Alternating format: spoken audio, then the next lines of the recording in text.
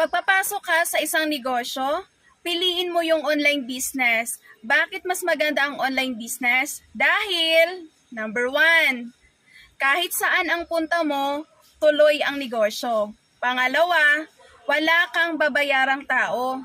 Pangatlo, ang market mo, buong mundo. So kung wala ka pang naisip, direct message ka sa akin. I-try mo itong nasimulan ko na negosyo, na online business, na imagine po, hindi po ako nagsisi, pinasok ko yung legal, moral at ethical, at ang good news dito, may community kang kasama, may trainings po siya paano palaguin ang negosyo.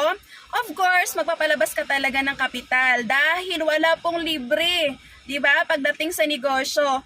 At dito, ang kailangan mo lang, malakas ang loob mo at always kang magtiwala. Kung nakaya namin, kaya mo rin.